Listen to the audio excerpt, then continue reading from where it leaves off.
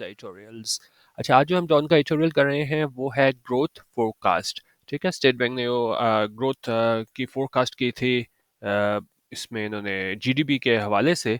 ठीक है, तो उस हवाले को जो है इन्होंने अपना जो फोरकास्ट की थी, तखमीना लगाया था, उसको कम किया है। तो यहाँ से पता चल रहा है कि भाई हमारी जो माशी सूरत हाल है उसमें क्या है, वो एक तरीके से तनज़्ज़ुल हुई है। ये इम्कान था कि हम इसमें ग्रोथ लाएंगे जीडीपी में, वो नहीं ला सके। और इसके ज़ाहिर है सबसे बड़ा मेजर फैक्टर तो यही है कि हमारे पास जो सैलाब आ गया, उस वजह से जो है ना बहुत ज़्यादा इशू बना। तो इसको लेके जो है ना इन्होंने अपने जो ग्रोथ की प्रोजेक्शन थी, जीडीपी ग्रोथ प्रोजेक्शन, उसको कम किया है। इसको देखेंगे। और इसमें एक और जो अच्छा कॉन्सेप्ट आप मेरे हिसाब से आप लोगों को पता होना चाहिए, वो है हमारे पास यहाँ पे core inflation versus headline inflation. क्योंकि मैंने देखा है कि जब मैं इस तरह के इकोनॉमिक्स रिलेटेड जो है वो एडिटोरियल शेयर करता हूँ, काफ़ी लोगों का ये होता है कि भाई हम तो इकोनॉमिक्स नहीं पढ़ रहे, तो हमारा इससे क्या कंसर्न। लेकिन ये इतनी मतलब चीज़ें होती हैं, चाहे आप इकोनॉमिक्स पढ़ रहे हो कि नहीं पढ़ रहे, ये जीडीपी हो गई और इन्फ्लेशन, टाइप्स ऑफ इन्फ्लेशन, ये चीज़ें आपको पता होनी चाहिए। ठीक है, इसको हम डिटेल में देख लेते हैं।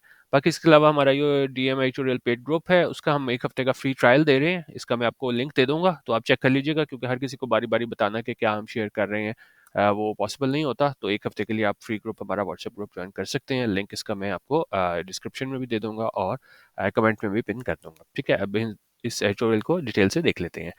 Karachi, the state bank has slashed its GDP growth projection for the current fiscal year to below its previous estimates of 3% to 4%, citing huge flood-induced devastation and the stabilization policy being implemented to fix macroeconomic imbalances as the major factors.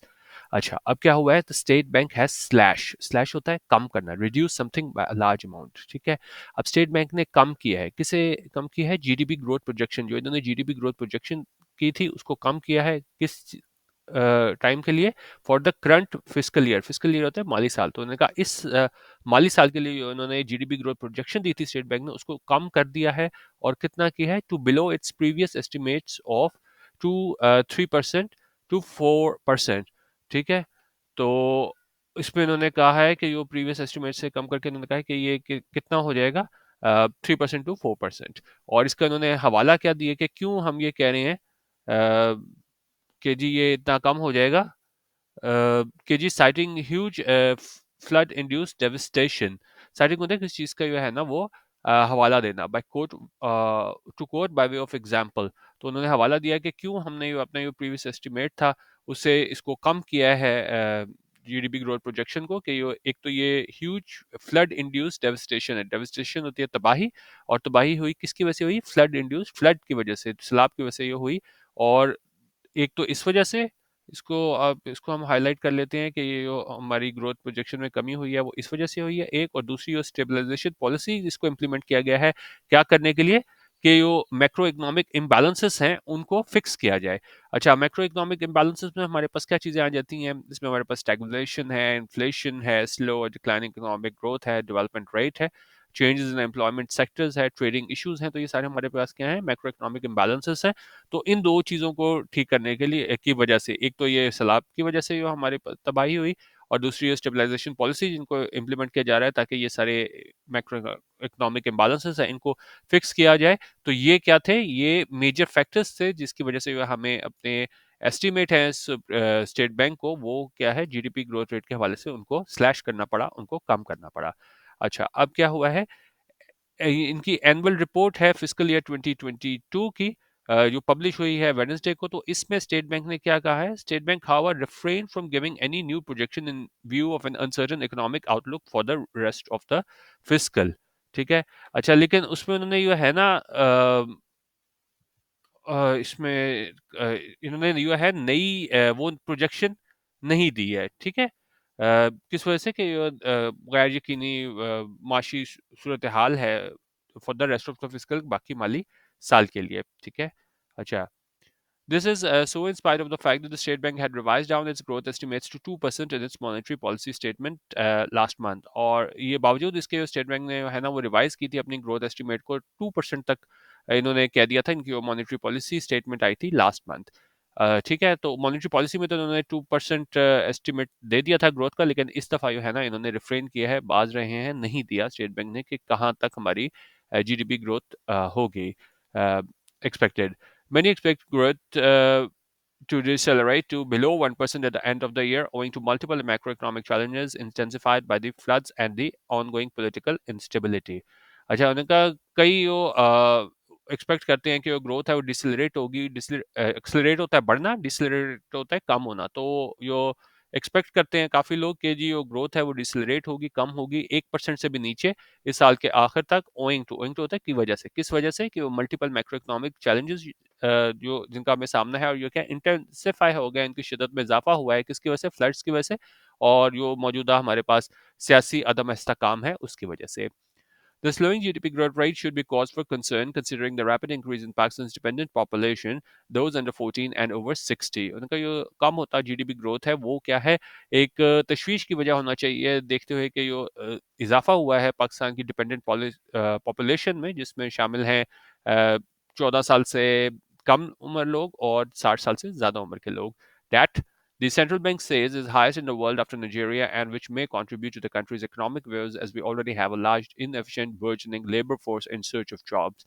अच्छा, अब उसमें उन्होंने कहा है कि जी ये जो गिरता हुआ जीडीपी ग्रोथ रेट है ना, ये वजह तशवीश होगा, खासतौर पे देखते हुए कि जो हमारी डिपेंडेंट पॉपुलेशन है जो 14 साल से कम है, 8 साल से ज़्यादा है, और सेंट्रल बैंक कहता है कि ये हाईएस्ट है, सबसे ज़्यादा है दुनिया में नाइजीरिया के बाद, और यो एक कंट्रीब्यूट करेगा, वजह बनेगा मुल्क की माशी वो उसका एक मुश्किलात का, as you already have a large inefficient burgeoning labour force, burgeoning होता है बढ़ती हुई किसी चीज़ की साइज में इंक्रीज होना, तो उन्होंने कहा कि वो हमारे पहले ही वो बड़ी इनएफिशिएंट है, और बर्जनिंग लेबर फोर्स है, बर्जनिंग होता है मतलब तेज से फ्लरिश कर रही है, बढ़ रही है इन सर्च ऑफ जॉब्स, यानी उनके पास जॉब्स नहीं है, तो उन्होंने कहा ये सारा देखते हुए एक तो जो हमारे पास जो ये डिपेंडेंट पॉपुलेशन है 14 साल से कम और 60 साल से ज़्यादा, और उन्होंने कहा नाइजीरिया के बाद ये हाईएस्ट है, और ये इजाफा करेगा हमारी माशी मुश्किलात का, क्योंकि हमारे पास पहले ही क्या है, बर्जनिंग लेबर फोर्स है जो इन सर्च ऑफ जॉब्स हैं, जिनके पास क्या है, jobs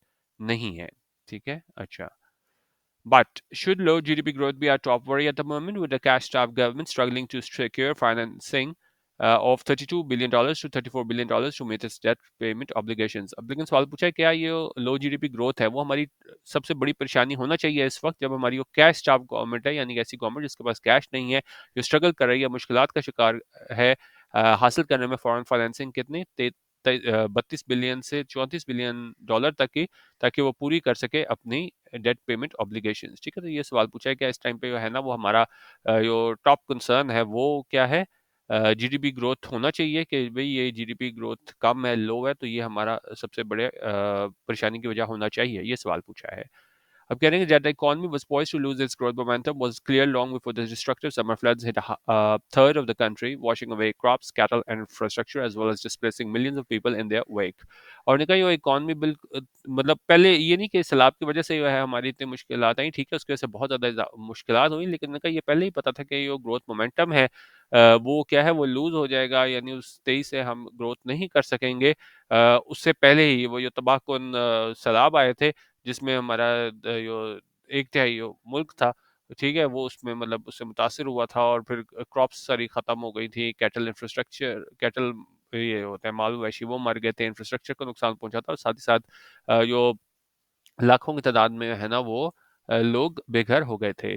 The coalition government had started to put brakes on growth shortly after it came to power in April to avert an imminent threat of a sovereign default and a lack of balance of payments and currency crisis. उनका coalition government थी, उसने आते साथ ही है ना break लगा दिए थे ग्रोथ को, उसको में कमी लेके आए थे जब ये पावर में आए थे अप्रैल में, ताकि अवर्ट किया किया जा सके, बचा जा सके, एक इमिनेंट थ्रेट है, एक फौरी खतरा नजर आ रहा था सॉवरेन डिफॉल्ट का।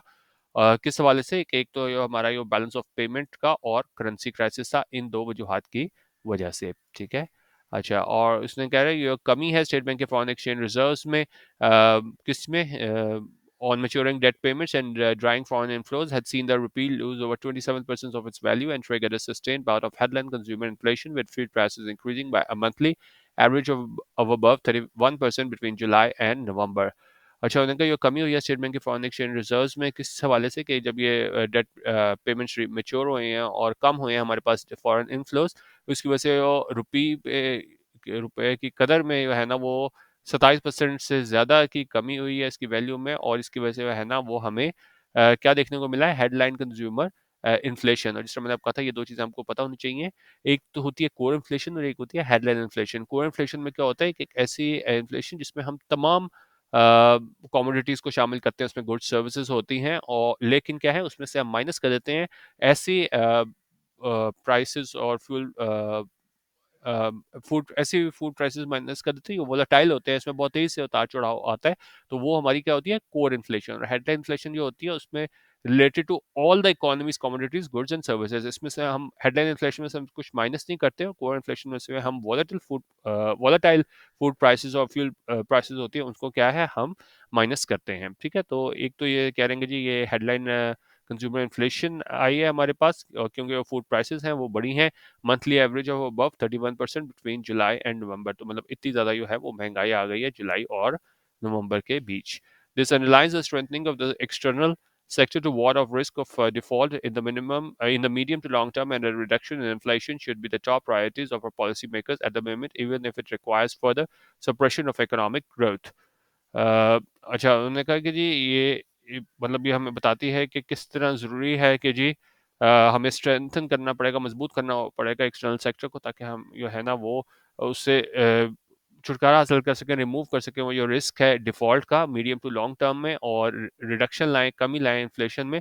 ये हमारी टॉप प्रायोरिटी होनी चाहिए, सबसे पहली तरजीह होनी चाहिए हमारे पॉलिसी मेकर्स की इस वक्त, even if it requires further suppression two of economic growth. यहाँ तक कि अगर हमें ग्रोथ को सप्रेशन भी करना पड़े, कम भी करना पड़े, तो उन्होंने कहा ये हमारी टॉप प्रायोरिटी होनी चाहिए। Any attempt to grow the economy under political pressure will only deepen the crisis. और उन्होंने कहा अगर सियासतदान कोशिश करेंगे कि भई क्योंकि अब इलेक्शन ईयर आ गया है, तो उस टाइम पे अगर हम इकोनॉमी को ग्रो करें पॉलिटिकल प्रेशर के अंडर आके, तो ये सिर्फ डीपन कर देगा, बढ़ा देगा, इजाफा कर देगा उस क्राइसिस का, उस बहरान का, कि अगर हम यहाँ पे इकोनॉमी को ग्रो करने की कोशिश करेंगे। ठीक है, ये हमारा आज का एडिटोरियल था, इसको आप देख लीजिएगा। ग्रोथ फोरकास्ट इस लिहाज से था कि भाई पहले तो इन्होंने स्टेट बैंक ने एस्टिमेट लगाया था 3% और 4% का, और अपनी मॉनेटरी पॉलिसी में तो उन्होंने 2% ग्रोथ का कहा है।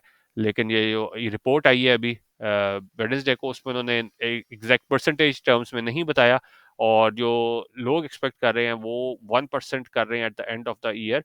और यहाँ से आप अंदाज़ा लगा सकते हैं कि कितनी ज़्यादा हमारी जो मईशत है वो मुश्किलात का शिकार है। ठीक है, वीडियो देखने का बहुत शुक्रिया। अल्लाह हाफ़िज़। पाकिस्तान जिंदाबाद।